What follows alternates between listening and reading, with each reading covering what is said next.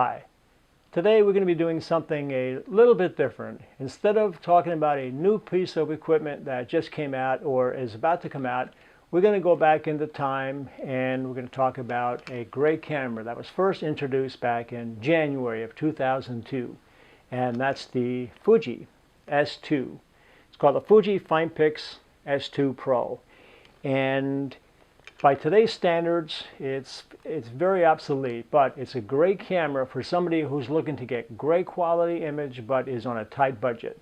You can pick these up on eBay. I just saw them last week for under $200. And if you're going to be using a good lens, you're going to get some fantastic images with this camera. Technically, by today's standards, it's very obsolete. It's very slow in writing to the buffer. It's slow to focus. It's even slow when you look at the images on playback, especially if you're shooting high resolution images or even RAW. But there's one thing that it's not really obsolete in, and that's the quality of the images. And it also has some pretty good color as well. Everyone, myself included, likes to learn about a new piece of equipment when it first came out.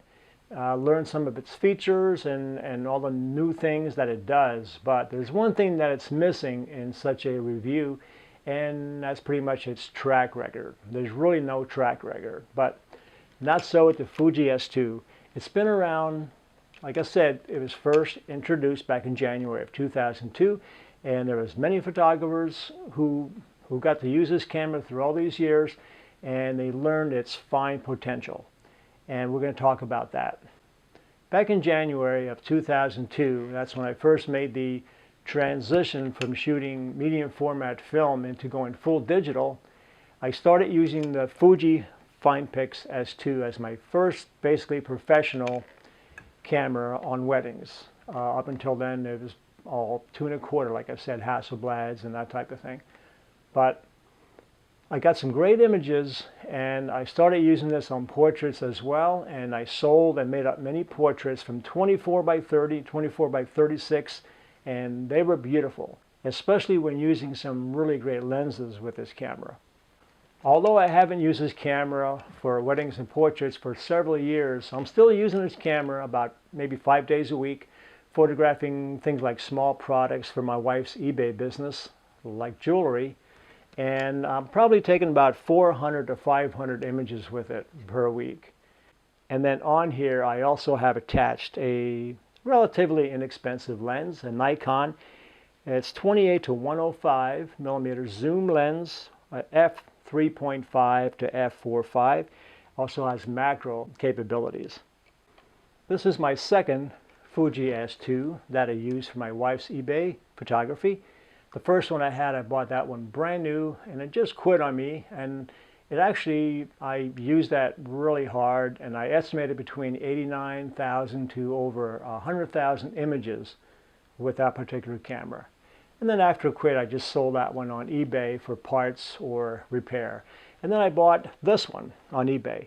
Now this one here has a battery grip, which allows me to replace the two CR123 batteries that slide into the Fuji body here with AA, and I could use lithium batteries which last a long time. In this case here I have an alkalines, but I prefer using the lithiums when I have them, and they just last so much longer. And then also on the bottom of the S2 body is another battery pack which takes AA batteries, a set of 4 AA batteries. And in this particular case, I'm using the N-Loop rechargeable batteries that are made by Sanyo. And these are really great batteries. They have a low self-discharge rate, which means that once they are charged, they really hold their charge for a long time. And Sanyo claims that they lose their charge of only about 15% per year, compared to about 1% per day with regular rechargeable batteries. Now, on my Nikon D300 or 7000, I usually use a just right rotating type bracket. But in this particular case, I have a Jones bracket set right to the camera, and this is actually how I use the camera, exactly as you see it. And it also has a place that I can mount my radio slave. It's very convenient holding this like this. If I do a horizontal, it's simple to hold. If I do a vertical, I just flip the camera over, focus, and shoot. Really simple. When photographing jewelry, I prefer to hand hold the camera, and this allows me to work very fast.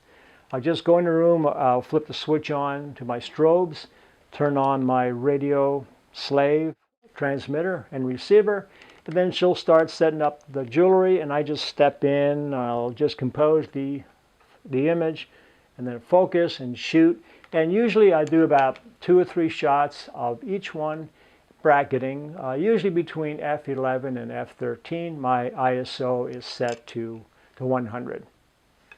My camera setting is set to fine, but 1440 by 960 pixels, which gives me a 1.38 megapixel file. And this is more than enough for eBay. My color setting is high, tone and sharpness is set to standard, and there's no need to shoot raw because my exposures are correct and I get pretty much good color as it comes out of the camera. Occasionally I'll take out a little bit of the red, and then we're off to go for eBay. It's that simple. So anyone that's looking for a great digital SLR, but if you're on a tight budget, but you can live with the slower speed of this camera and the small viewfinder back here, I think this would be a great camera for you. Right now, I was looking last week, and you can get them on eBay for around $200 or less. Thank you for watching.